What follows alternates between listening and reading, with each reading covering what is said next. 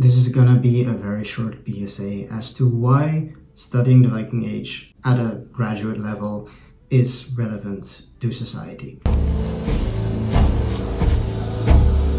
Hi guys, what's up? My name is David and welcome back to my channel.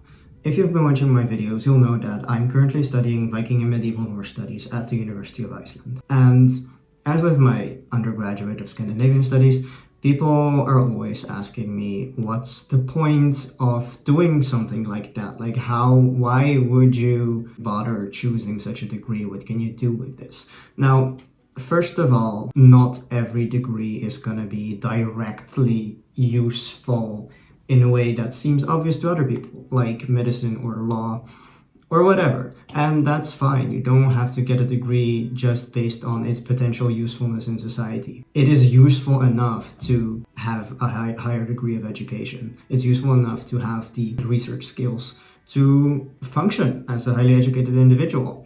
And some people literally just do this because it's fun and they're interested in the topic.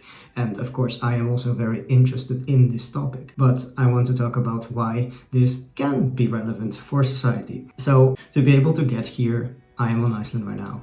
I had to apply for a scholarship because otherwise I would not have enough money to be here.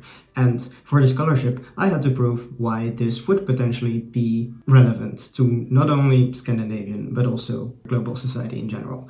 And what I then always say is that in 21st century global society, the Viking Age is still misused for extremist purposes, and to be able to combat and prevent more people from subscribing to these groups of the far right, the white supremacists, it is necessary to understand where they get their ideas from and how these ideas have developed from whatever they base it on historically through the 19th and 20th century until now. So I'm gonna be completely honest, while I am very fascinated by the actual Viking Age, I'm also aware that we're never going to be able to get a clear understanding of the time period itself, because the written sources that come to us from that society are fragmentary, are biased because they're written by outsiders or they're written by people from when the Viking Age had already ended. So for example, Christian Icelanders or Muslim travelers in the medieval period. And while it is extremely useful to look at these sources and look at what they can tell us about the Viking Age, what I think is more relevant to the 21st century and what I'm personally more interested in is to see how whatever it is that the information about the Viking Age has been at a certain time has influenced people into acting in their lived environment and their historical context. So for example, I have been very interested in the 19th century and the start of the appropriation of Old Norse religion and Old Norse culture for more and more problematic right-wing purposes, like for example the use of Icelandic saga literature by Richard Wagner, who was a very big anti-Semite and who was Hitler's biggest idol. If you are that, then you have done something very wrong in your life. And then there's of course the Nazis themselves, who have also appropriated this material that has already come to them through the lens of 19th century researchers and people who were interested in this. And this then later influences right-wing movements in the 21st century. So it just keeps feeding itself. And the interesting part is that there is less and less actual Viking Age connections to this. What people are using now is 19th and 20th century ideas that are only loosely based on what people thought about the Viking Age at that time. So what I'm saying is that it's technically not even necessary to be an expert on the Viking Age, to be an expert on current and past misuse of the Viking Age. But obviously, it is very helpful to have this background, to know what these sources say and to then understand how they have been misused.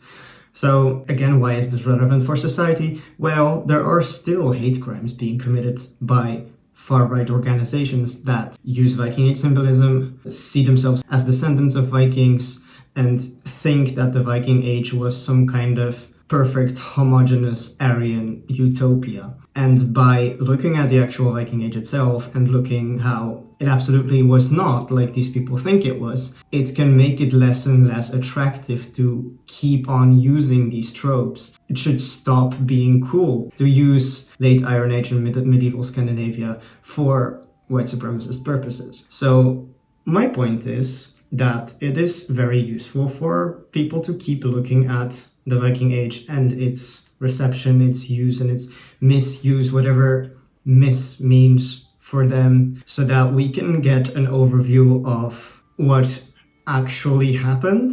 Which, again, I'm not a believer in one truth or one true story, and it's all based on interpretations that we now made, that people have made before us. So it's not about finding the truth about the real Vikings, it's about coming as close as possible to the sources and seeing them in their historical context to understand why they have been written a certain way, why they have perceived a certain way. And that is important for the understanding of what is going on right now. How can we stop it from being used in this way? And how can we make more nuanced, more scientifically proven information better available to people who do not have an academic background, so that they don't resort to these problematic, simplified ideas about the Viking Age that might influence them into having very skewed perceptions of this time period. So I know I'm gonna get a lot of hate again, because whenever I say something like this, people comment on how I look and think that because I present myself a certain way, because my channel name, that I have no authority whatsoever to have an opinion on this. But I will remind you, I have a bachelor's degree in Scandinavian Studies. I'm working towards a master's degree in Viking and Medieval Norse Studies. I have written so many papers regarding the reception and use and misuse of the Viking Age in 19th, 20th, and 21st century, like on Ásatrú in Iceland, on neo-pagan traditions in Sweden, on Richard Wagner and other thinkers from the 19th century, and I will continue doing that because, one, I am personally interested in this. I'm not gonna lie to you. Of course, everyone who chooses such a niche is personally interested in this somehow. I am fascinated by the Vikings. I'm fascinated by history, and especially medieval history in general. I like historical reenactment. I like Scandinavia. And of course, I have a lot of work to do into thinking about why I do that, why I am interested in that. And perhaps I will make a video about my personal interests in this and why I think that I'm the person to do this. But I do not want people to have these biased perceptions of me based on one video that they say of me. So if you're unsure about who I am as a person, feel free to look at my channel, look at what other videos I've made before. I understand that as a master's student, I will not be this much of a scientific authority as a university professor, which is totally fine. I'm not claiming to be. Of course, maybe one day I will get a PhD, maybe one day I will start teaching, and maybe then I will be taken seriously. But I don't think me being young and queer means that anything I just said is irrelevant. So I will thank everyone who does continue to listen to me. And of course, everything I ever mentioned in my videos, you're more than welcome to question it. You're more than welcome to spot any mistakes and tell me that I've said something wrong. You're more than welcome to ask for a source, because I love the idea that people have as much information as they want about a topic. So if you need any more information, you need any help with finding that information, I am more than willing to help do that. That being said, thank you so much for watching.